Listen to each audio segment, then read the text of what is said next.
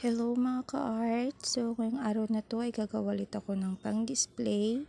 So, una kong ginawa dito ay gumawa na nga ako ng karton na ginawa ko siyang bilog. Tapos nilagyan ko na lang din siya ng coupon. So, sunod na ginawa ko dito ay nag-round na rin ako ng maliliit na bilog. Ayan. So, iba't ibang kulay yung aking gagamitin din dito. So, kinundin ko siya, tapos nilagyan ko ng design sa mga gilid niya. So, ganito yung kinalabasan niya.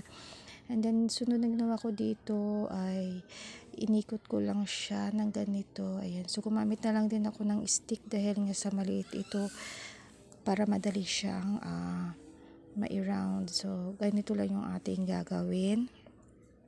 Ayan, so pag na-round na natin ito ay didikitan natin to ng stick glue para mabilis siyang dumikit. So, gamitan natin ito ng stick glue.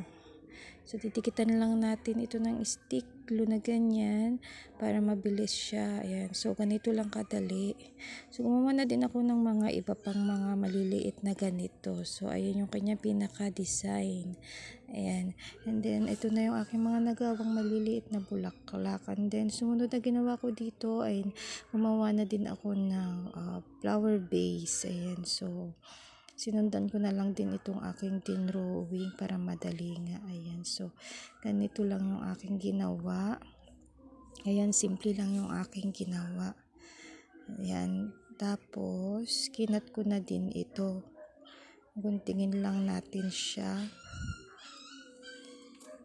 Ayan. Then, ilalagay natin sa ginawa nating bilog. Didikitan natin ito ng glue. Ayan. So, naubusan pa ako ng glue dito. Ayan. So, buti na lang may extra pa ako. Ayan. So, didikitan natin dito ng glue. Madali naman nang dumikit kapag ito yung ating gagamitin dito sa colored paper. Ayan. So, didikitan lang natin ito. Tapos, ilalagay na natin dito sa bilog. Ayan. And then, next na gagawin natin dito, kukuha ako ng sign pen, tapos gagawa ako ng pinaka sanga. Ayan. So, ito yung gagawin natin, paglalagyan natin ng ating mga bulaklak. Ayan. So, next na gagawin natin dito ay maglalagay tayo ng glue, tapos ilalagay na natin dito yung mga maliliit na bulaklak. So, napakadali lang naman gumawa. Ayan. Didikitan lang natin to ng mga bulaklak sa kanyang pinakadulo-dulo. Ayan, nalagyan natin ng bulaklak. So, ganito lang kadali, simple pero maganda. Pwede na natin pang decorate sa ating mga bahay. Ayan, kung saan nyo gusto, pwedeng ilagay or idikit or isabit. Pwede. Ayan. So, ganito lang siya kadali.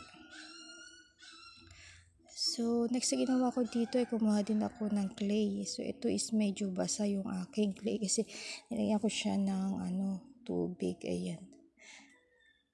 Nilagyan ko lang siya ng ganito. Ayan. So, medyo mahirap pala siya.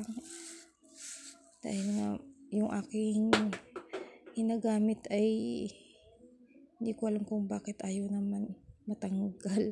So, gumamit na lang din ako dito. Gagamit ako na lang siya ng stick.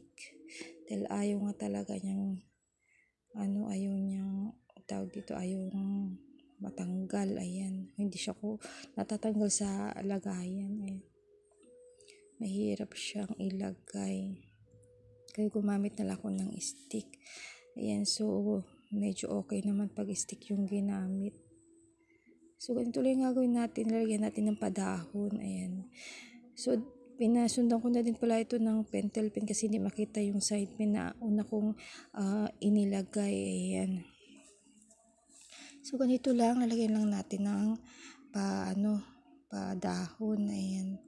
Lagyan lang natin ng dahon-dahon para meron naman siyang design. So, ayan. Stick na nga yung aking ginamit. Pero mahirap pa rin, matagal siya. Kung matagal siyang ilagay. Kaya ganyan lang kadali.